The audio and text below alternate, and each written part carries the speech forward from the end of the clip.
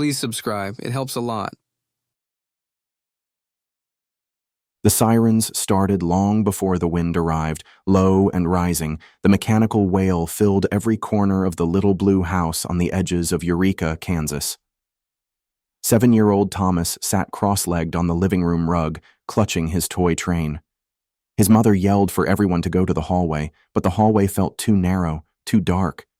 He stayed where he was, eyes locked on the television screen which flickered out minutes earlier, leaving behind a blank, humming void. Outside, the sky turned the color of an old bruise, yellow, purple, green. Birds vanished. The trees stopped swaying and stood rigid like soldiers holding their breath. Then the wind came. It didn't howl, it screamed. The walls shook with fury. A deafening crash split the house in half as the front door flew off its hinges, slamming into the hallway wall like a battering ram. His father's voice shouted something. Thomas thought it was his name, but the words were ripped away, devoured by the roar building outside. He didn't cry. The air seemed too tight in his lungs. Something bigger than fear took hold. Something ancient. Something watching. As drywall peeled from the ceiling and windows exploded inward, Thomas dropped to the floor and covered his ears. The world shrieked. The house groaned, as if begging for mercy. Rain didn't fall. It knifed sideways through the living room, cutting into cushions, shredding curtains. The television sparked once, then burst into pieces. Amid the chaos, the wind spoke. Not in words exactly, but in memory, in emotion. A whisper, warm and unfamiliar, curled into his ears like a lullaby inside a hurricane. He heard it without understanding, felt it without needing to. It said his name, not shouted, not screamed. It breathed him. Thomas. Shards of glass hovered midair, spinning slowly like the planets in a model solar system. The coffee table splintered in reverse, rising as if time rewound. The wind circled around him, not touching him, but protecting, enclosing, loving. He looked up. His toy train floated above his head, its plastic wheels spinning in silence. A wall tore away. Through the gaping hole, he saw the funnel, monstrous and wide, grinding through his neighborhood like a giant's drill. The wind had eyes. He felt them. They stared directly into him, not at him. Behind those eyes lived something hungry, patient, and intimate. Then the roof vanished. Thomas didn't move. Not when the storm sucked up the ceiling fan, not when the floor buckled beneath his knees. He stayed anchored to the eye of something impossible. When the noise faded, it didn't fade into silence. It simply stopped, like a needle lifted from a record. Thomas sat among pieces of his home, boards, insulation, shattered furniture. A bookshelf rested upright beside him, somehow untouched. The air was still, heavy with dust and the scent of rain-soaked wood. Somehow, he was whole. The house collapsed, roof gone, walls splintered. The street beyond looked like a war zone. Cars overturned, houses flattened, trees uprooted. Rescue workers arrived hours later. A woman in an orange vest pulled Thomas from the wreckage. Her hands trembled when she saw him. He wasn't scratched, not even bruised. His cheeks were dry. "Where's your family?" she asked. Thomas didn't answer. The wind went silent. But something in it stayed behind, watching, waiting, wanting. By the time Thomas turned 10, most people in town called him lucky, a storm survivor with no scars and a perfect smile. He walked through the rebuilt streets like a ghost in a place stitched together from memory and concrete.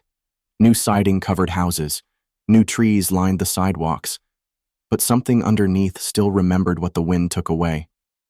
His aunt liked to remind him how blessed he'd been. She placed a ceramic angel over his bed.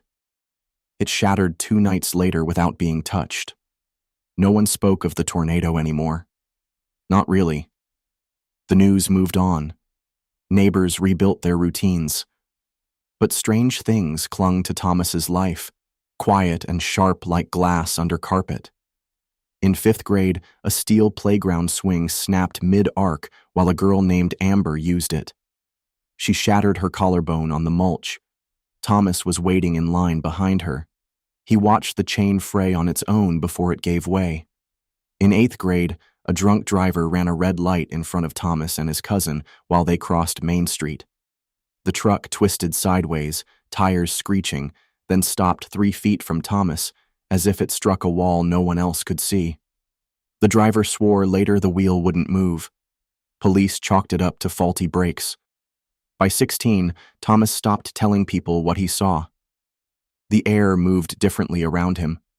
Wind pressed against window panes when he cried. Candles flickered sideways when he grew angry. He learned not to speak in storms. They listened. He felt it most at night. In the space between sleep and waking, the air grew thick. The closet door, never quite shut. The ceiling fan rotating slowly without power. A whisper, low and wordless, pressing against his ear like breath. No one ever touched him. Not until sophomore year, when a boy named Marcus from gym class kissed him behind the field house. Thomas kissed back, lips trembling. That night, his bedroom window shattered inward. No storm, no wind. Glass embedded in his desk chair like sharp teeth. Marcus moved schools the next week, but Thomas didn't cry, didn't scream. He sat in the dark and stared at the broken frame. He whispered aloud, "You don't own me." The house creaked in response. A single gust curled through the broken window, lifting the corner of his bedsheet before disappearing. In his final year of high school, a teacher joked about Thomas's miraculous luck after a janitor's ladder toppled behind him, missing his skull by inches. Laughter rippled through the hallway. Thomas didn't smile. He felt watched. The wind followed him wherever he went. He stopped opening windows, stopped sleeping with the lights off. Whatever saved him that day as a child never left. It protected. It circled. And it waited. The road into town curved like a scar across open fields. Wheat shimmered beneath a heavy blue sky, the summer air too still, too warm, like a breath held too long. Thomas kept both hands on the steering wheel, knuckles pale, jaw tight. Ethan leaned back in the passenger seat, one arm slung casually out the window, humming off-key to a song the radio barely reached. Thomas hadn't been back in nearly 2 years. The town looked smaller now, neater, more sterile. The rebuilt streets bore no trace of what once crushed them. Bright paint masked memory. Shiny vinyl siding replaced the shattered bones of houses. A new strip mall squatted where the old elementary school used to stand. None of it sat right. They passed the community church that asked his aunt to keep him home by the time he was 10. Thomas looked away, but in every direction were the memories of the town which threw him away long before he ever left. "Your aunt still lives out here?" Ethan asked, brushing hair from his eyes. "She won't be home," Thomas said. "She works 2 jobs. You okay?" Thomas nodded, though his throat tightened. His fingers twitched on the wheel. A part of him wanted Ethan to tell him to turn around. Another part wanted Ethan to stay close and never let go. The house stood near the edge of town, alone on a wide plot which bordered a cornfield. New siding, trimmed hedges, white mailbox. The kind of place you'd pass without looking twice. Thomas parked by the porch and shut off the engine. The air pressed in around them, quiet, too quiet. No birds, no breeze. Even the corn held still. Inside, the air felt heavier. They set their bags in the guest room, which used to be his. Nothing familiar remained. The furniture changed. The wallpaper was new, yet the corners of the ceiling still knew him. He felt it in his skin. That night, while unpacking, the first gust hit. The bedroom door slammed without warning, thundering into the frame hard enough to rattle the dresser mirror. Ethan laughed, jumping slightly. "Guess it heard us talking about needing more airflow." Thomas didn't move. His gaze fixed on the mirror, where dust curled into swirls no one touched. It doesn't usually do that. What doesn't? The wind. Ethan raised an eyebrow but said nothing. Later, while brushing his teeth, Thomas noticed the hallway light flicker. The air thickened. A soft pressure gathered in his ears like elevation sickness. The mirror fogged unevenly, though no water ran hot. When he wiped it clean, 5 finger marks remained. He didn't sleep. The next morning, Ethan found the kitchen door wide open. Wind tore pages from a newspaper on the counter and strewn them across the floor. One page stuck to the refrigerator, an obituary dated 13 years earlier. A child's face beneath bold black letters, tornado claims, 4 lives, 1 boy survives. Thomas stared at the headline, lips pressed tight. This wasn't here yesterday. Ethan picked up the page, examined it, then dropped it again. Who would bring this in? Thomas didn't answer. Outside, the trees swayed, though no wind stirred the leaves. A low hum filled the air, soft enough to doubt, loud enough to hear if you stood still. They didn't unpack the rest of their bags. By the 3rd night, Ethan said they should leave. They stood in the kitchen, lit only by the microwave clock and a dim lamp over the sink. Outside, the cornfield leaned in slow motion, as though straining to listen. Thomas sipped cold coffee. He hadn't slept much since arriving. "Something's wrong," Ethan said, voice low. "I know you feel it too." Thomas nodded. He didn't deny it anymore. The signs refused to be ignored. The day before, the coat rack in the hallway collapsed the moment Ethan stepped beneath it.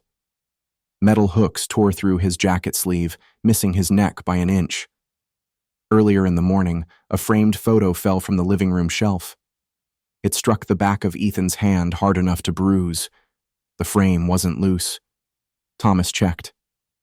They found the word in the bathroom after Ethan's shower, etched in thick condensation across the mirror, curved letters as if drawn by a finger pressed hard into the glass. Mine. Neither of them spoke for a long time. Thomas wiped the mirror clean. His hand shook. That night, the wind didn't wait outside. It moved through the house like breath through lungs. The corners of each room grew colder. Shadows stretched where light should have ended them. Ethan slept fitfully. Thomas didn't sleep at all. The dreams came anyway. They pulled him under like undertow, heavy and fast. He stood barefoot on cracked pavement, surrounded by dust and the whine of rising air. His childhood home groaned beside him, boards warping. Debris hovered midair, locked in impossible stillness. And at the center of it all, a figure stood in the cyclone's eye. A silhouette made of smoke and storm, head cocked, arms outstretched. Thomas stepped forward. The wind parted for him. "I saved you," the voice said.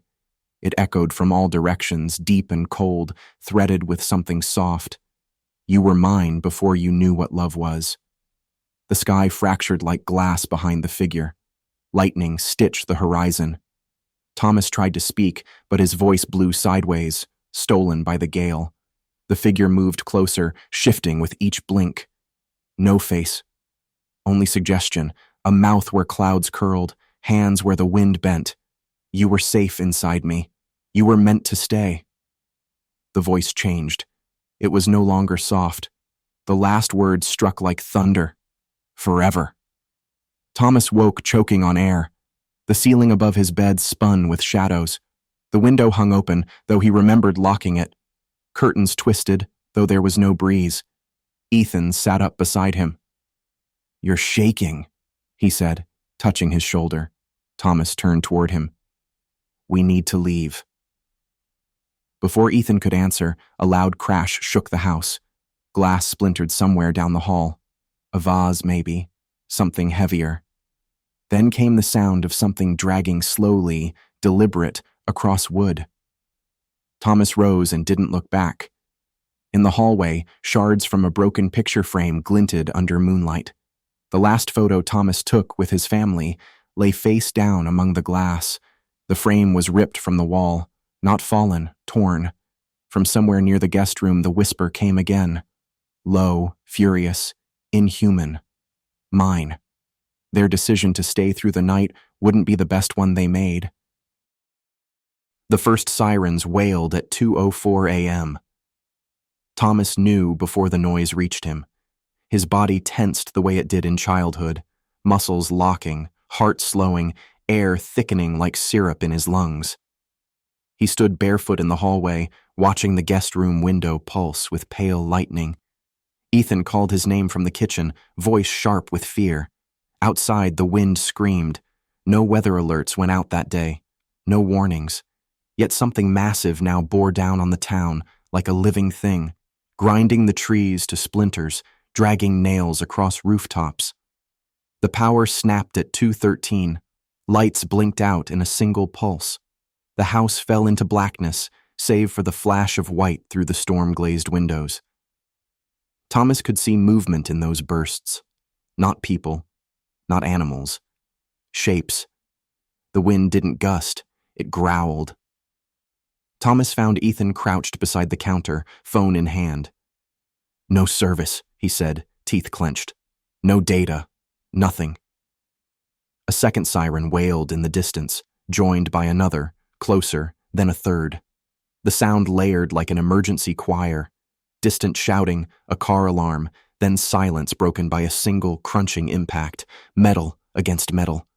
Something slammed into the house. The floorboards jumped beneath them. Thomas grabbed Ethan and pulled him into the hallway. "We have to go," he said. To where? He didn't know. They pushed through the side door into a wall of rain. The sky above them churned green and black. Lightning split the fields, but there was no thunder. Only the low moan of a thing which no longer pretended to be weather. The neighbor's house across the street, Mrs. Gallow's place, shivered in the wind.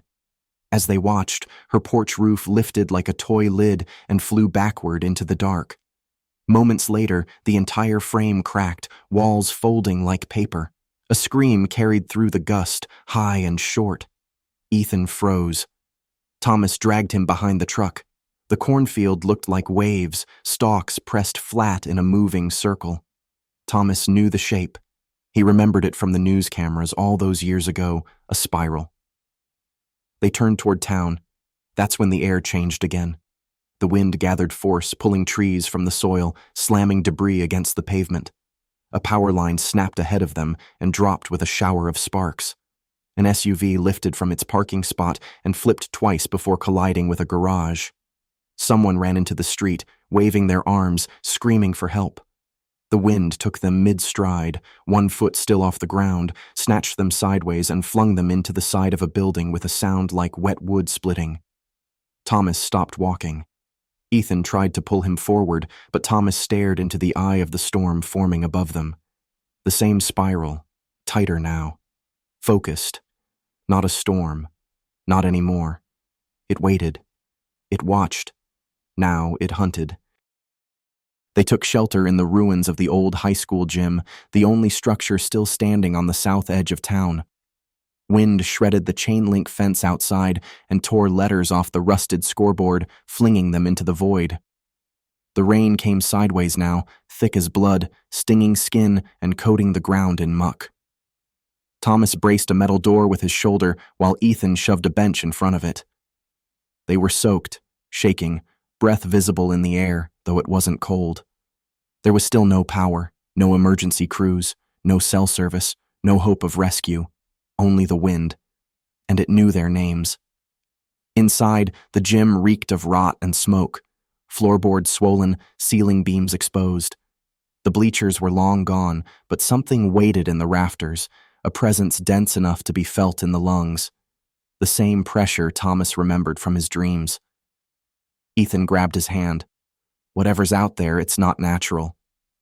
Thomas nodded. He already knew. The storm quieted without warning. No wind, no rain, no sound at all. Then something stepped into the gym. Not through the door, through the wall. It bled from the wood like smoke seeping from old wounds, peeling into shape with each pulse of the flickering emergency light overhead. Tall, broad, humanoid, but wrong. The air around it shimmered with motion, as if reality bent slightly to make space. It had no eyes, but Thomas felt it watching. Mine. The voice didn't echo, it rooted. Ethan backed away, but Thomas stood frozen. The creature, no, the demon, took another step forward. The floor didn't creak beneath it. Every board beneath its feet bowed like it wanted to kneel. You never had to be afraid, it said, voice like wind passing through a canyon. You were chosen, marked, loved. Thomas's lips trembled. You protected me. I saved you, it answered. The storm would have taken everything, but I gave you breath. I shielded your body in debris and whispered your name into the funnel so it would spare you. I built you from the wreckage. Ethan moved between them, heart racing, fists clenched. Then why hurt people? He shouted. Why kill them? The demon's head tilted slowly. They weren't him. It turned toward Thomas again. But you left. You forgot. You let someone else inside. He doesn't belong. Thomas stepped back, pulling Ethan with him. You don't get to decide who I love. I made you, the demon said. Without me, you'd be ash, dust, gone. The gym shook. The demon's voice rose. You were mine before you had words, and now you return, infected. The doors burst open behind them. Wind howled through the opening like an animal unchained. The gym roof groaned, metal shrieked. Thomas grabbed Ethan and ran. They burst into the field behind the gym. The sky split open above them, clouds churning in a massive spiral, lit by flickering veins of lightning. At its center hovered the storm's eye, calm, watching, hungry. Every gust shoved them sideways. Street signs twisted in the wind. A barn door sliced through the air like a blade and embedded into a tree trunk. They ran toward the hills, toward the trees, toward anything. But the wind followed. It didn't howl, it spoke. He doesn't love you. He can't protect you. Only I can keep you safe. The storm wasn't weather anymore. It had a name, a memory, and a hunger. And it would never let Thomas go. They barely made it to the old storm shelter beneath the collapsed church. The hatch stuck under mud, but Ethan clawed it open with both hands. Thomas shoved him inside first, then pulled it closed, sealing them into darkness which smelled like rusted tools and mold. The air was hot and wet, pulsing with pressure from above. Screams came from far off, or from the wind. It was impossible to tell anymore. Their phones were useless. Flashlights flickered out minutes ago. They sat in blackness, backs pressed against the cement wall, breaths shallow and ragged. It won't stop, Ethan whispered. Will it? No, Thomas said. Not unless I stop it. From above, the wind howled like a thing in pain. And then, it spoke again. Not as a whisper this time. It filled the space like steam through a pipe. The walls vibrated with the voice. Come back, Thomas, before I peel him open and see what made him smell so sweet to you. The hatch ripped open like paper. Wind poured in, clawing at their skin, pulling Ethan toward the surface. Thomas grabbed his arm, held tight, but the demon was stronger. He looked up into the mouth of the shelter. There it stood. Formless except for wind woven into shape, eyes like vortices, body bending light. The shelter cracked, concrete splintering. Stop! Thomas screamed. The demon hesitated, only for a breath. Thomas rose. I remember now, he said. This is where it started. You weren't my guardian. You were the storm, and you didn't save me because you loved me. You saved me because I didn't fight you. The demon howled. Lightning split the sky above. The shelter trembled. Thomas stepped forward. You fed on fear, on loneliness, but I'm not a child anymore. The demon screamed. The wind surged down the hatch like a fire. Thomas shouted louder, "I don't love you, I don't need you," over and over again. The storm began to collapse in on itself. Wind turned against wind. The demon's limbs buckled, its body losing form. "Thomas," it cried, not in rage but in sorrow. "I was with you when no one else was." Thomas kept chanting. The storm imploded in a single breathless moment, sucked inward, vanishing with a sound like metal bending underwater. The wind vanished. The hatch slammed shut. Silence returned like a slap. Thomas dropped to his knees, shaking. Ethan crawled to him, pulled him close. "It's over," he said. But Thomas wasn't sure. Outside, the air smelled like lightning, and the sky refused to clear. Thomas knew it wasn't over. He knew what needed to be done. Outside, it seemed like dawn never came. The storm thinned to a gray shroud above the plains, casting the town in a sickly half-light. Trees stood stripped and cracked. Houses lay broken. Power lines hissed where they touched soaked earth. The air smelled of ash and wet concrete. Thomas stood outside the shelter, arms bare, skin streaked with dirt and blood. Ethan pleaded behind him, voice hoarse from screaming, "You don't have to do this. Stay with me." Thomas didn't turn. The wind grew quiet, but not still. It curled around him like an animal scenting its master.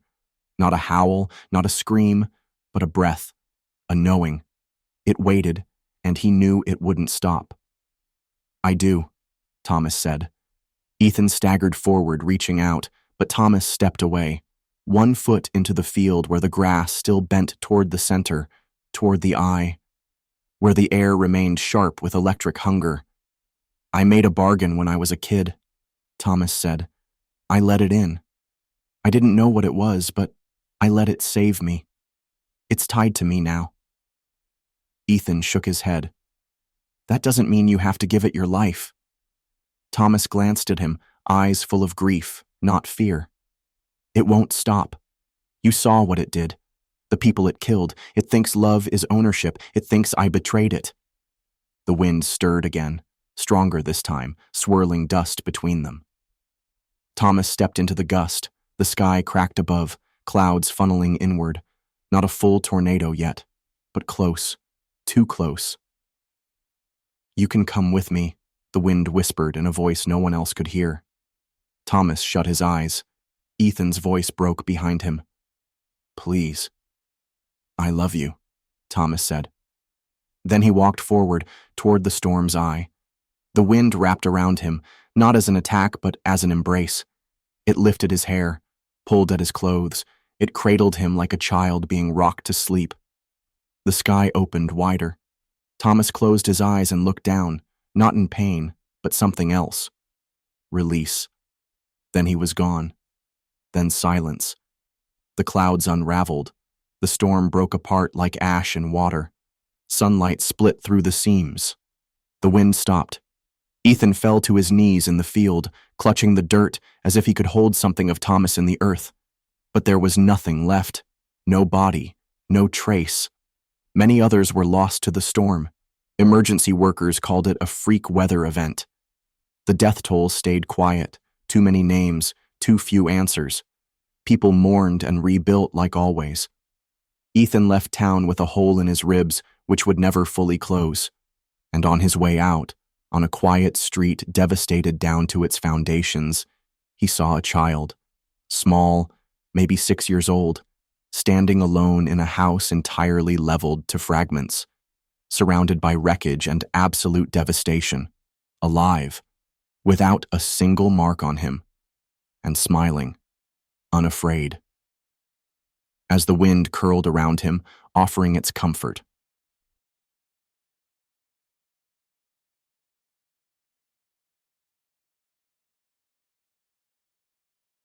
Please make sure you are subscribed and be one of the strange.